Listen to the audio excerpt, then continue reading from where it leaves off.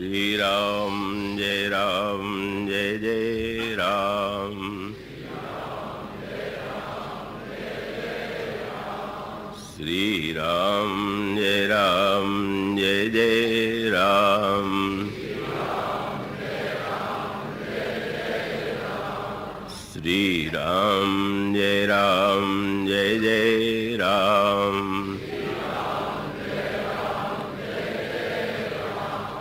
श्री राम जय जय राम।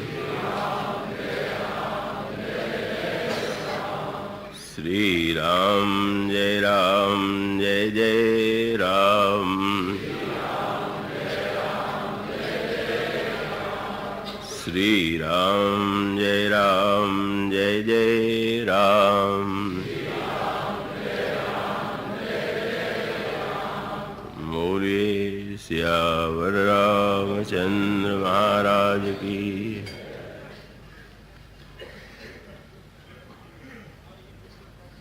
आइए हम सब मन शरीर से प्रभु की राजसभा में स्वयं को बैठा हुआ अनुभव करें। कल्प वृक्ष के नीचे दिव्य सिंहासन पर अखिल लोक लोचनाभिराम करुणा वरुणालय श्रीमद् राघवेंद्र वात्सल्यमयी करुणामयी जगत जननी सीता जी के साथ विराजमान हैं। छत्र लिए हुए श्री भरत पीछे खड़े हैं। धनुष लिए हुए लक्ष्मण जी दाहिनी ओर और चमर लिए हुए शत्रुघ्न जी बाईं ओर खड़े हैं। हनुमान जी प्रभु के से चरणों में विराजमान हैं। भगवान शंकर सहित समस्त देवता मुनि, अयोध्या के नागरिक और यहाँ उपस्थित सभी महानुभाव और देवियाँ बैठकर कथा श्रवण कर रहे हैं। वास्तविक वक्ता तो प्रभु ही हैं, दिखाई देने वाला वक्ता तो एक यंत्र और माध्यम है, और श्रोताओं के हृदय में विराजमान होकर के श्रवण करने वाले भी वही हैं। आइए वंदना के क्षणों में हम सब इसी भाव में तन्मय होने की चेष्टा करें। ओम मंगलमूर्तये नमः। गणाधिपतये नमः। वर्णानामर्थ संघानां रसानां छन्दसामपि मंगलानां च कर्तारो वन्दे वाणी विनायकौ। शान्तं शाश्वतमप्रमेयमनघं निर्वाण शान्तिप्रदं ब्रह्मा शम्भु फणीन्द्रसेव्यमनिशं वेदान्तवेद्यं विभुं। रामाख्यं जगदीश्वरं सुरगुरुं मायामनुष्यं हरिं वन्देऽहं करुणाकरं रघुवरं भूपालचूडामणिं। रक्ताम्भोजदलाभिरामनयनं पीताम्बरालङ्कृतं श्यामङ्गं द्विभुजं प्रसन्नवदनं श्रीसीतया शोभितं।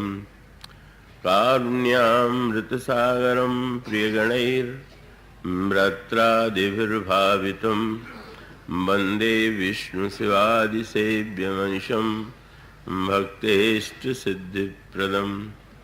कौशलेन्द्रपदकञ्जमञ्जुलौ कोमलावजमहेशवन्दितौ जानकीकरसरोजलालितौ चिन्तकस्य मनभृङ्गसङ्गिनौ।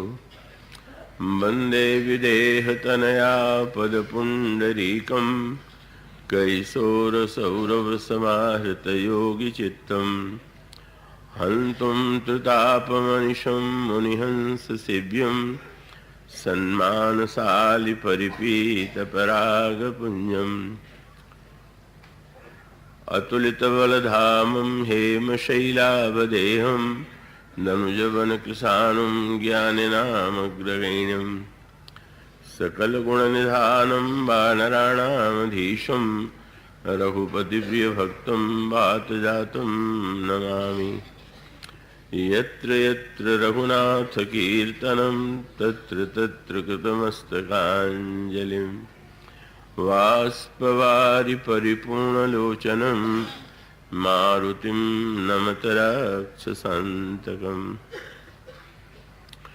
गरुडमहाज्ञानी गुणराशि हरिसेवकयति निकटनिवासी वैदेही सहिते सुरद्रुमतले हेमैर्महामण्डपे रत्ने पुष्पकमासने मणिमये वीरासने संस्थितम् अग्रे वाचयति प्रभञ्जनसुते तत्त्वं मुनीन्द्रैः परं व्याख्यातं भरतादिविपरिवृतं रामं भजे श्यामलम् कुन्देन्दुदरगौरसुन्दरं मम्बिकापतिमभीष्टसिद्धिदं कारुणिककलकञ्जलोचनं नौमि शङ्करमनङ्गमोचनं प्रभु समर्थ सर्वज्ञ शिव सकलकलागुणधाम योग ज्ञान वैराग्य निधि प्रणतकल्पतरुणाम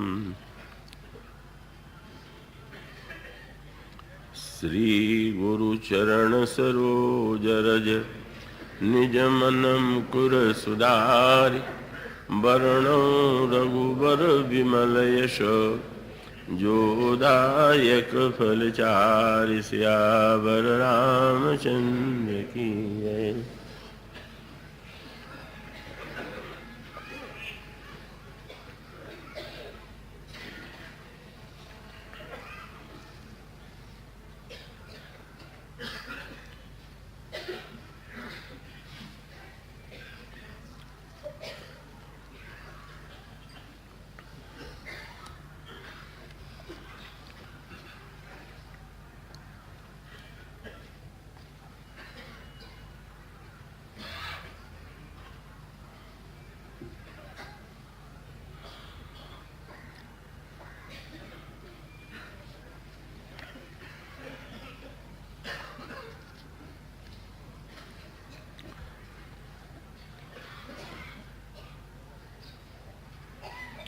सतरूप ही बिलो की कर जोरे देवी मांग बल जो रुचि तोरे जो बरनाथ चतुर नृप मांगा सोई कृपाल मुहि अति प्रिय लागा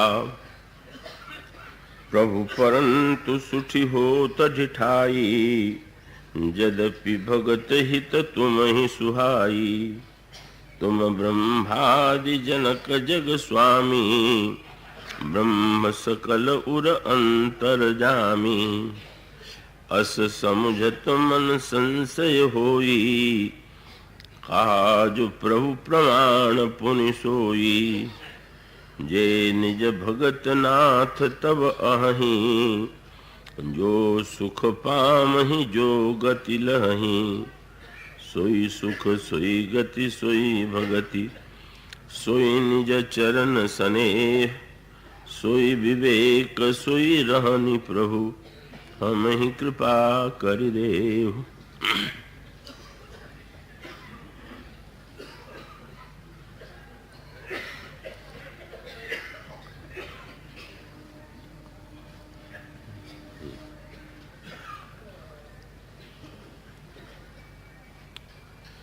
भगवत कथा रसिक महानुभावों, भक्तिमती देवियों, अभी आपके समक्ष जो पंक्तियां पढ़ी गई हैं वे उस अवसर की हैं जब महाराज मनु और देवी शत्रुपा की साधना के पश्चात प्रभु प्रसन्न होकर उन्हें दर्शन देते हैं। दर्शन के पश्चात मनु से वे पूछते हैं क्या चाहते हैं आप। मनु ने यह आकांक्षा प्रकट की कि प्रभु मैं आपके समान पुत्र चाहता हूं। प्रभु मुस्कुराए और उन्होंने कहा कि अब मैं अपने समान पुत्र ढूंढने के लिए कहाँ जाऊं, इसलिए अच्छा यही होगा कि मैं ही तुम्हारा पुत्र बन जाता हूं। और यह महाराज मनु को वरदान देने के बाद उन्होंने महारानी शत्रुपा की ओर देखा और उनसे पूछा उन्होंने कि महाराज ने तो वरदान मांगा, अब आपको जो रुचिकर प्रतीत हो रहा हो वह वरदान आप मांग लें। शत्रुपा जी ने यही कहा कि महाराज चतुर महाराज ने जो वरदान मांगे हैं वो मुझे भी बड़े प्रिय लगे, किंतु जब आपने मुझसे अलग से आग्रह किया है तो मैं कुछ वस्तुएं आपसे और मांगना चाहूंगा। और तब उन्होंने 6 वस्तुओं की याचना प्रभु से की। उन्होंने कहा, प्रभु भक्तों को जो सुख प्राप्त होता है उसे देने की कृपा करें, जो उन्हें गति प्राप्त होती है, जो उन्हें भक्ति प्राप्त होती है, आपके चरणों में जैसा उनका सहज स्नेह होता है, भक्तों में जैसा विवेक होता है और भक्तों की जैसी रहनी होती है वो आप देने की कृपा करें। तो यह जो महारानी कौशल्य शत्रुपा के द्वारा मांग प्रस्तुत की गई,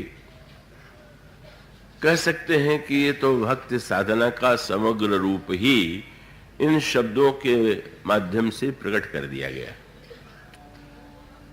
कल जो प्रसंग आपके सामने चल रहा था, आज बहुत से नए लोग हैं, उसका मूल सूत्र यही है, मनु जो है वो मानव जाति के आदि पुरुष है और महाराज मनु के द्वारा जिस साधना पद्धति का आश्रय लिया गया, महाराज मनु की जो आकांक्षा थी वह केवल उनकी ही आकांक्षा नहीं, और इसका सबसे महत्वपूर्ण पक्ष यही है कि वे चाहते तो यह याचना कर सकते थे, क्योंकि हमारे यहाँ जो 4 पुरुषार्थ माने जाते हैं, जिन 4 फलों का विभाजन किया गया है, उसमें मोक्ष अंतिम फल है। वे कह सकते थे कि मैं मुक्ति पाना चाहता हूं, किंतु जब उन्होंने मुक्ति की याचना नहीं किया, इसके स्थान पर उन्होंने प्रभु से ही पुत्र बनने की आकांक्षा प्रकट की, तो उसके पीछे यही तो उद्देश्य था कि यदि मैं अकेले मुक्त हो जाता हूं तो वो तो मेरे स्वयं आत्म कल्याण की ही बात होगी, लेकिन ये जो सारी मानव जाति है का उन समस्त मानव मात्र का कल्याण हो सके, मुझे भी अंतःकरण में आनंद की अनुभूति हो, हमें सुख की भी प्राप्ति हो, पर उस सुख का वितरण सारे संसार को किया जा सके, यही भावना महाराज मनु में विद्यमान है। और वो महाराज श्री मनु की जो साधना है और उसमें जिस क्रम का वर्णन किया गया है, कल आपके सामने उसका श्री गणेश किया गया। महाराज मनु बड़े यशस्वी, धर्मपरायण, और धर्मपरायण ही क्यों, धर्मशास्त्र के निर्माता, मानव जाति के आदि पुरुष का उन्होंने बड़ा सात्विक का उन्होंने एक योग्य राजा का जो कर्तव्य है, धर्म के पालन करने वाले का जो कर्तव्य है, उसका पूरी तरह से उन्होंने निर्वाह किया। पर जब वृद्धावस्था आई तो बहिरंग दृष्टि से तो उनके पास किसी वस्तु का अभाव नहीं था, और जितना वातावरण था, सारा का सारा वातावरण अत्यंत अनुकूल था। महारानी शत्रुपा जैसी धर्मपत्नी, पतिपरायणा पत्नी और इतने योग्य पुत्र तो महाराज श्री मनु के जीवन में तो प्रतिकूलता थी ही नहीं, किंतु इस प्रतिकूलता में भी उन्हें ऐसा लगा कि बाहर भले ही मेरे जीवन में कोई अभाव न हो, पर अभी हमारा जीवन पूर्ण नहीं, उसमें हमारे जीवन में एक अभाव है, और जब तक उस अभाव की पूर्ति नहीं हो जाती तब तक मैं कृतकृत्यता और धन्यता का अनुभव नहीं कर सकता। और उसके लिए एक बड़ी अनोखी बात कही गई है। मैं आशा करता हूं कि आप सब तो प्रबुद्ध हैं, तो एकाग्र मन बुद्धि से चित्त से सुन रहे होंगे। उसमें उन्होंने एक संकेत सूत्र दिया कि धर्म का जो परिणाम होना चाहिए वो मेरे जीवन में उसका उदय नहीं हुआ। जैसे कोई वृक्ष लगाता है तो वृक्ष की सार्थकता तब मानी जाती है जब उसमें फल लगे। तो ये जो जीवन भर उन्होंने धर्म का पालन किया, कि धर्म के पालन का क्या फल है। तो अब धर्म के पालन के फल के संदर्भ में दो उत्तर हैं। कि एक ओर तो धर्म का जब व्यक्ति पालन करता है तो उसको संसार में कीर्ति प्राप्त होती है कि इनका आचरण जो है धर्म के अनुकूल है, और उसके साथ साथ उस व्यक्ति के संपत्ति और श्री की भी वृद्धि होती है, और शास्त्र कहते हैं कि मरने के बाद भी उसको सद्गति होती है। तो ये जो धर्म का ये तीन फल है, इसे पाने की व्यग्रता ही संसार में जो धर्म के पालन करने वाले हैं या होते हैं उनके मन में होती है। किंतु श्री रामचरितमानस में यह एक सूत्र दिया गया, और वो इस प्रसंग में उस सूत्र का बड़ा महत्व है कि धर्म का फल क्या केवल कीर्ति है, धर्म का फल क्या केवल संपत्ति है, और धर्म का फल क्या केवल मात्र स्वर्ग में चले जाना है। यदि इतना ही है तो क्या ये सचमुच पूर्णता का लक्षण है क्या? श्री रामचरितमानस में आपने पढ़ा होगा, भगवान श्री राम ने जब लक्ष्मण जी को अयोध्या में रुक करके कर्तव्य कर्म का पालन करने के लिए कहा, धर्म का पालन करने के लिए कहा, तो प्रभु ने कहा, लक्ष्मण, व्यक्ति को भावावेश में कर्तव्य से विमुख नहीं होना चाहिए, धर्म का पालन करना चाहिए। पिताजी इस समय मूर्छित स्थिति में है, भरत अभी तक आए हुए नहीं है, मुझे पिताजी की आज्ञा का पालन करने के लिए वन जाना है, इसलिए इस समय तुम प्रजा की सेवा करो, यही तुम्हारा कर्तव्य है, यही तुम्हारा धर्म है। लक्ष्मण जी ने इस धर्म के उपदेश को स्वीकार नहीं किया। लक्ष्मण जी ने कहा कि धर्म का जो परिणाम है, अगर वो मैं नहीं पाना चाहूं तो क्या आप मुझे धर्म का पालन करने के लिए बाध्य कर सकते हैं क्या? तो बात तो ठीक ही है। तो उन्होंने कहा कि धर्म के द्वारा जो तीन वस्तुएं मिलती हैं वो तीनों मुझे नहीं चाहिए। उनका वाक्य था, धर्म नीति उपदेशीय ताही कीरति सुगति भूति प्रिय जाही। जब मुझे तीनों नहीं चाहिए तो मैं इस धर्म को नहीं स्वीकार करता हूं। तो अब एक पक्ष ये हुआ जो लक्ष्मण जी का पक्ष है, और इसका तात्पर्य क्या है? जो कल सूत्र था कि मनुष्य के जीवन में सुख प्राप्त करना ही उसका सारे मानव जाति का या समस्त प्राणियों का उद्देश्य तो सुख ही पाना है। तो धर्म के द्वारा यदि कीर्ति मिल गई, मान ले, तो क्या व्यक्ति सुखी हो जाएगा क्या? लगता है, लेकिन अनेक जब धर्म का पालन करने वाले हों और एक की कीर्ति कम हो और दूसरे की कीर्ति अधिक हो, तो बेचारा वो कहीं सुखी नहीं हो पाता है, वो कीर्ति में भी उसको दुख की अनुभूति होने लगती। अरे भाई, मेरी अपेक्षा तो इसकी कीर्ति कहीं अधिक है, तो कीर्ति में भी दुख तो पीछा नहीं छोड़ता। और ऐश्वर्य के संदर्भ में भी यही सत्य है कि संपत्ति अच्छे ही लोगों को नहीं, बुरे व्यक्तियों को भी मिल जाती। और उसके साथ संपत्ति में भी तारतम्य है, किसके पास कितनी संपत्ति है।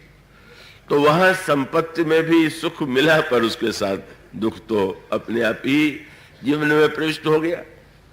और स्वर्ग की बात तो आपके सामने मैंने कल कही थी कि स्वर्ग में भी पहुंच जाए तो वहां तो स्वर्ग में पहुंचने वालों की संख्या भी बहुत अधिक, और वहां स्वर्ग में देवताओं को उतना ही भोग सामग्री, उतनी ही भोग सामग्री, वैसा ही आसन, वैसी ही व्यवस्था मिलती है जैसा उन्होंने पुण्य किया। अब परिणाम ये होता है कि अपने बगल में जब एक दूसरे को अपनी बराबरी या उससे भी ऊंचे आसन पर बैठा हुआ देखते हैं तो वहां पर भी तो ईर्षाजन्य दुख जो है वो तो देवताओं का पीछा छोड़ते ही नहीं। वो स्वामी जी ने मेरे पत्रिका में कहा, सर्गो मिटत न सावत। तो इसीलिए वो जो प्रसिद्ध कथा है कि देवताओं के ईर्षा की पराकाष्ठा का तो अनेक प्रसंग रामचरितमानस में आता है। अगर देवर्षि नारद साधना में संलग्न है तो इंद्र को यही भय लगने लगता है कि कहीं ये इंद्र पद पाने के लिए ही तो ये सारी साधना नहीं कर रहे, और वो प्रयत्न करता है। बड़ी अद्भुत बात, पुण्यमय है, धर्ममय है, और देवर्षि नारद धर्म का पालन कर रहे हैं, पर वो धर्म में सहायता नहीं देता, बाधा डालता। इसका अभिप्राय है कि धार्मिक व्यक्ति को भी चिंता हो जाती है कि मुझसे बड़ा कोई धार्मिक न हो जाए। ये बड़ा संकट है। तो वो इस इंद्र की ईर्षा के प्रसंग तो सारे पुराणों में अनेक आए हुए, और उसमें भी ऊपर आकाष्ठा का प्रसंग वह है। शास्त्रों ने ये कहा कि जो व्यक्ति 100 अश्वमेध यज्ञ पूरे कर लेता है उसको इंद्र पद प्राप्त होता है। तो जो ये रघुवंश में महान प्रतापी रघु के जो पिता महाराज दिलीप हैं, उन्होंने शास्त्र के इस वचन पर विश्वास किया और वो अश्वमेध यज्ञ करने लगे।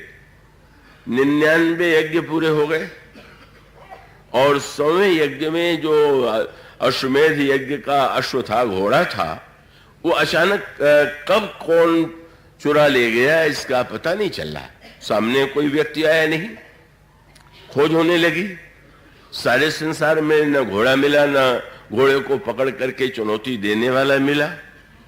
और तब गुरु वशिष्ठ ने अपनी योग शक्ति से देखा तो पता चला कि घोड़ा तो स्वर्ग में इंद्र ने चुरा लिया। उन्होंने बताया तो रघु तो महान प्रतापी थे, उनका रघुवंश नाम ही इसीलिए पड़ा। रघु ने कहा कि अभी मैं स्वर्ग पर आक्रमण करके घोड़ा छीन करके ले आता हूं। पर बड़ा सुंदर सूत्र है। अगर दिलीप के जीवन में केवल इतना ही उद्देश्य होता कि स्वर्ग, और स्वर्ग में भी उसमें भी वही सूत्र है कि भाई स्वर्ग में भी सर्वश्रेष्ठ देवता तो इंद्र है, तो इसका अभिप्राय कि अन्य देवता बनने में तो ये प्रश्न है कि हमसे कोई बड़ा होगा, पर इंद्र बन जाए तो सर्वोच्च स्थान मिल जाएगा। तो ये दिलीप के मन में संकल्प आया, यह एक पक्ष है। पर दिलीप ने सत्संग किया था, और सत्संग की विशेषता ये है कि आप जो बातें सुनते हैं ये आवश्यक नहीं है कि तत्काल वो जीवन में घटित हो जाए, प्रतिफलित हो जाए और व्यक्ति पूरा का पूरा वैसा आचरण करना लगे। लेकिन वो जो सुना हुआ है का वो कभी न कभी वो स्फुटित होता है, कहीं अंतःकरण में उसकी स्मृति आती है, और यही स्मृति जो है आज दिलीप के जीवन में उदित हुई। तो अभी जैसा आपके सामने कह रहा था मैं कि धर्म का एक फल है सुख, कीर्ति, स्वर्ग, और दूसरा आपको रामायण में पक्ष मिलेगा कि धर्म का फल है वैराग्य। धर्म ते विरति जोगते ज्ञाना और ज्ञान मोक्ष पद वेद वखाना। धर्म से वैराग्य होगा, वैराग्य से व्यक्ति जो है योग में स्थित होकर के ज्ञान प्राप्त करेगा और ज्ञान से व्यक्ति की मुक्ति होती है। ये एक पक्ष बताया गया। तो अब यूं कह लीजिए कि जैसे आप किसी मार्ग से जा रहे हो और एक स्थान ऐसा आ जाए कि जहां पर सड़क जो है दो अलग अलग दिशाओं में मुड़ी हुई हो, तो फिर आपको निर्णय करना पड़ता है कि हमें दाहिने जाना है या बाएं जाना है। तो ठीक इसी प्रकार से धर्म का मार्ग एक और तो स्वर्ग की दिशा में ले जाता है और दूसरे धर्म का मार्ग जो है वैराग्य की दिशा में ले जाता है। अगर स्वर्ग की दिशा में ले जाएगा तो एक जीवन का चक्र जो है आने जाने का बना रहेगा, और अगर वो वैराग्य की दिशा और योग और ज्ञान में स्थित होगा तो उसे मुक्ति प्राप्त होगी, ऐसी शास्त्रों की मान्यता है। तो दिलीप ने जो सुना, हो तो शास्त्रों में तो सभी वर्णन सुनने को मिलता है, दिलीप ने जो सुना था उसका तत्काल उनके अंतःकरण में प्रकाश हो गया और उन्होंने रघु से कहा कि नहीं, तुम्हें स्वर्ग पर आक्रमण करने की आवश्यकता नहीं, घोड़ा लाने की आवश्यकता नहीं है। लोगों ने कहा कि महाराज, जब वो घोड़ा लाया जा सकता है और 99 अश्वमेध यज्ञ पूरे हो गए हैं तो अब आप क्यों रोक रहे हैं। उस समय उन्होंने जो बात कही वो विवेक की उनकी जो विवेक स्थिति है उसका परिचय है। उन्होंने यही कहा कि अब मेरे मन में इंद्र बनने की कोई इच्छा नहीं। क्यों? बोले 100 अश्वमेध यज्ञ करके इंद्र बनने वाले की भी जब चोरी की आदत नहीं गई तो अब मैं क्या बनूंगा इंद्र। यहां तो मैं चोरों को दंड देता हूं, यहां तो मेरा कार्य है कि अगर चोर चोरी करे तो मैं स्वयं दंड दूं, और इंद्र बन करके देवताओं का स्वामी बन करके जब मैं चोरी करूंगा तो क्या रखा है इंद्र पद में। वैराग्य का अर्थ है कि जब व्यक्ति को ये लगने लगे कि जिस वस्तु को हम सुख के लिए पाना चाहते थे कहीं ऐसा तो नहीं है कि वो भविष्य में दुख का हेतु बन जाए, अकल्याण का हेतु बन जाए। इसीलिए भगवान श्री राम भी जब अयोध्या वासियों को उपदेश देते हैं तो कह देते हैं कि यही तनु कर फल विषय न भाई। का अच्छा महाराज, विषय नहीं है तो स्वर्ग सही। तो उनका स्वर्ग स्वल्प और अंत दुखदाई। स्वर्ग भी अंत तो गत्वा व्यक्ति को दुखी ही बनाता है।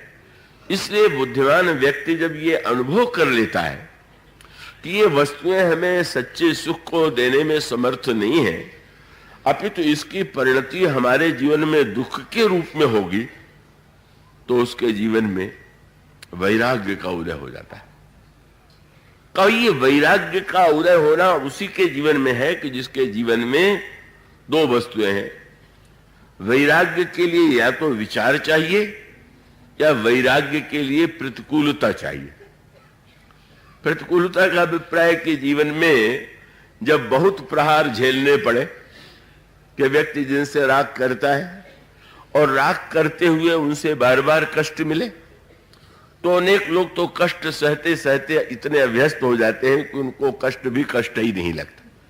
तो उनकी बात तो और है, पर एक स्थिति ऐसी आ जाए कि जिनसे व्यक्ति राग करता है वो प्रतिकूलता की स्थिति उत्पन्न होने पर भी एक वैराग्य उत्पन्न होता है। वैराग्य का विचारजन्य वैराग्य और दूसरा परिस्थिति जन्य वैराग्य। तो महाराज मनु के जीवन में परिस्थिति जन्य वैराग्य तो हो ही नहीं सकता था। जब इतनी महान पतिव्रता पत्नी हो, इतने आज्ञाकारी पुत्र हो, सारे विश्व में राजा के रूप में उन्हें सम्मान प्राप्त हो, तो उनके जीवन में तो किसी प्रकार की बहिरंग प्रतिकूलता नहीं थी, कोई अभाव ही नहीं था। इसलिए वैराग्य के लिए जो एक वाक्य कहा गया बड़े महत्व का है। वैराग्य कब होगा? बोले दुख द्वेषा, जब दोषानुदर्शनम, जब मनुष्य को दुख मिले या मनुष्य को वस्तु में दोष की अनुभूति होने लगे तो ही वैराग्य का उदय होता है। इसी का एक गंभीर प्रसंग का रामचरितमानस के लंका कांड में लक्ष्मण जी ने धर्म के पक्ष को, उस फल को अस्वीकार कर दिया। क्यों?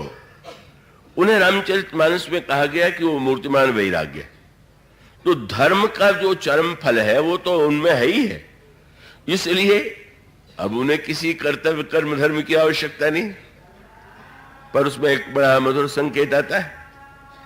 लंका के युद्ध में जब मेघनाद और लक्ष्मण जी का युद्ध हुआ तो लक्ष्मण जी मूर्छित हो गए। लक्ष्मण मूर्तिमान यदि वैराग्य हैं, लखन राम सीता सहित राजत पर्ण कुटीर भगत ज्ञान वैराग्य जनु सोहत दरे शरीर, तो मेघनाद मूर्तिमान काम। तो काम और वैराग्य में संघर्ष स्वाभाविक है। मेघनाद का युद्ध तो दो ही से विशेष होता है, या तो हनुमान जी से या लक्ष्मण जी से। वो ब्रह्मचारी है और ये विरागी, तो काम का तो मुख्य विरोध इन्हीं दोनों से ही।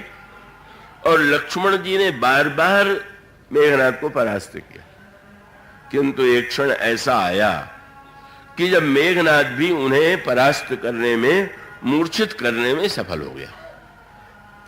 यद्यपि उसका उद्देश्य तो जो था वो नहीं पूरा हुआ। इसका अभिप्राय कि मेघनाद ने जब लक्ष्मण जी को मूर्छित किया तो उसके मन में एक ही इच्छा उत्पन्न हुई कि मैं लक्ष्मण को ले चल करके अपने पिताजी के चरणों में मूर्छित लक्ष्मण को पहुंचा दूं और ये कहूं कि ये जिसके बल पर राम युद्ध कर रहे थे का वो ये आपके चरणों में पड़ा हुआ।